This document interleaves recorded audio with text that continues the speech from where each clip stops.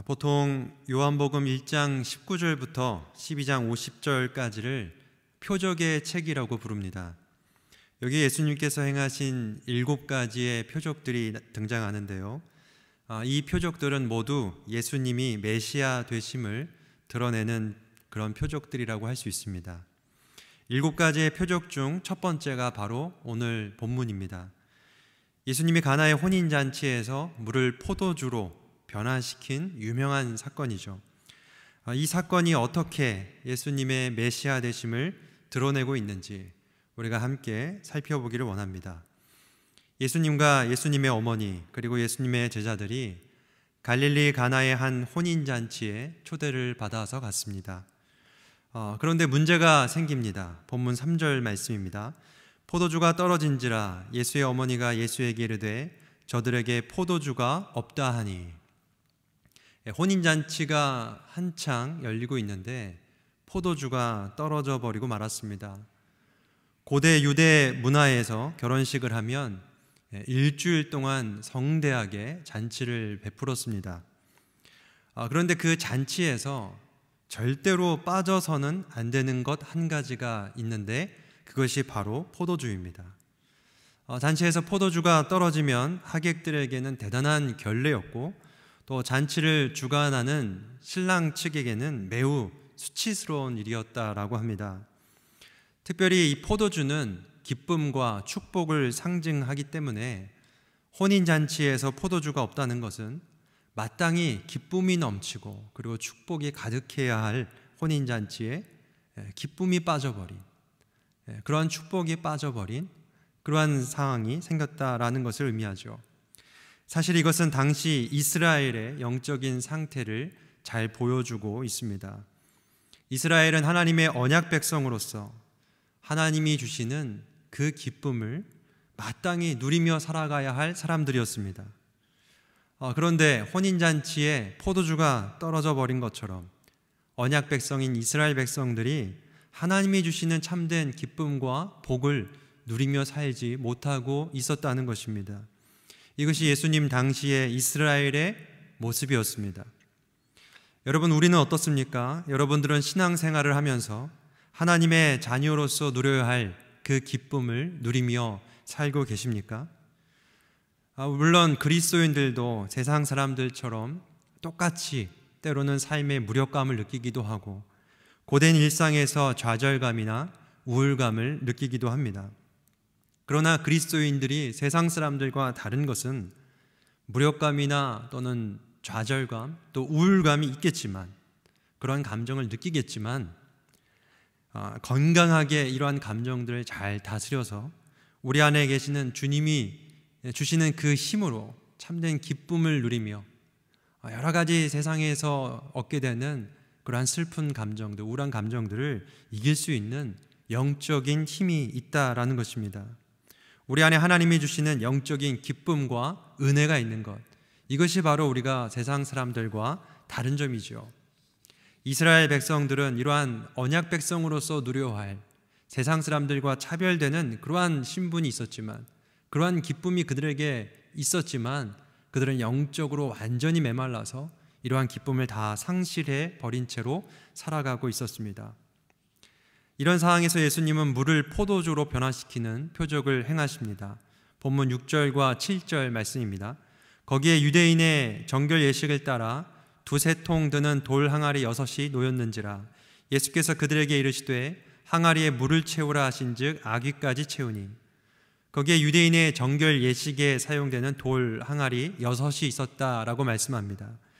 예수님은 이 항아리에 아귀까지 물을 가득 채우라고 말씀하시죠. 당시 유대인들은 집에 들어가거나 음식을 먹을 때에 손을 씻는 관습이 있었습니다. 그렇게 함으로써 자신의 부정함을 다 씻어내고 자신을 깨끗하게 한다라는 종교적인 믿음이 있었죠. 그래서 유대인들은 정말 열심을 가지고 이러한 관습들, 마가복음 7장에서는 이것을 장로들의 정통이라고 했는데 이 장로들의 전통과 관습, 종교의 의식을 열심히 지켜서 행했습니다.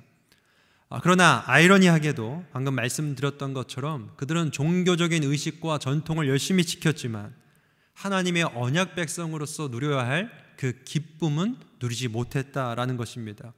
그들에게는 하나님이 주시는 참된 기쁨이 없었습니다. 여러분, 왜 그럴까요? 이 참된 기쁨은 오직 예수 그리스도를 통해서만, 예수 그리스도를 만나야만 얻을 수 있는 것이기 때문입니다. 본문 8절 이하를 보면 예수님이 돌 항아리에 담긴 그 물을 연회장에게 갖다 주라라고 명령하시죠. 8절 말씀입니다. 이제는 떠서 연회장에게 갖다 주라 하심에 갖다 주었더니, 돌 항아리에 가득 담긴 물을 떠서 연회장에게 갖다 주었더니 어떤 일이 벌어집니까? 물이 포도주로 변화되는 놀라운 기적이 일어납니다. 예수님이 이 물을 포도주로 바꾸어 버리신 것이죠. 여러분, 무엇을 의미합니까? 율법과 종교적인 전통과 또 관습을 지키며 누구보다도 종교 생활을 열심히 했지만 참된 기쁨을 누리지 못한 그 이스라엘 백성들에게 예수님이 참된 기쁨을 주시려고 이 땅에 오셨다라는 메시지를 이 표적을 통하여서 나타내고 계신 것입니다. 예수님은 척박하고 메말라버린 이스라엘 백성들을 바꾸셔서 그들에게 마땅히 누려야 할, 하나님의 언약 백성으로서 누려야 할 그 참된 기쁨, 그 참된 복을 주시려고 이 땅에 오신 바로 그 메시아이심을 이 표적을 통하여서 말씀하고 있는 것입니다. 예수님이 주시는 그 기쁨은 포도주의 맛을 평가하는 연회장의 말에 잘 나타나고 있습니다. 10절 말씀입니다. 말하되 사람마다 먼저 좋은 포도주를 내고 취한 후에 낮은 것을 내거늘 그대는 지금까지 좋은 포도주를 두었도다 하니라. 여기 보면 연회장이 이렇게 말하죠. 그대는 지금까지 좋은 포도주를 두었도다. 이 말은 지금 이 포도주가 이전에 먹은 포도주보다 훨씬 상태가 좋다라는 것이죠. 그 품질이 너무 좋다라는 것입니다.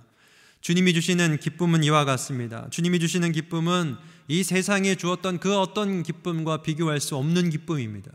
지금까지 우리가 누려왔던 그 기쁨보다 훨씬 좋은 기쁨, 감히 그것과 비교할 수 없는 그 기쁨을 주님께서 주신다는 것입니다. 세상이 줄 수 없는 기쁨, 지금까지 우리의 노력으로 아둥바둥 얻으려고 노력했던 그런 기쁨보다 가장 좋은 기쁨을 그리스도 되신 예수님께서 우리에게 주시려고 이 땅에 오셨다라는 것을 오늘 본문 말씀을 통해 우리는 알 수 있습니다. 말씀을 맺겠습니다. 여러분들에게는 이러한 기쁨이 있으십니까? 신앙생활을 하시면서 여러분들은 이 참된 기쁨을 누리며 신앙생활을 하고 계십니까? 이 기쁨은 세상이 줄 수 있는 기쁨이 아닙니다. 단지 우리가 열심히 산다고 해서 얻을 수 있는 그러한 기쁨이 아닙니다. 그저 교회만 열심히 왔다 갔다 한다고 해서 얻을 수 있는 기쁨이 아닙니다. 오직 예수 그리스도께서 우리에게 이 기쁨을 주실 수 있음을 믿으시길 바랍니다. 주님은 척박하고 메마른 우리의 인생을 바꾸셔서 하나님의 자녀로 살게 하시고 그 자녀로서 이러한 기쁨을 누리며 살게 하시는 분이십니다. 이러한 기쁨이 금강의 모든 성도님들에게 있으시기를 주님의 이름으로 축복합니다. 다 함께 말씀을 생각하면서 함께 기도하시겠습니다.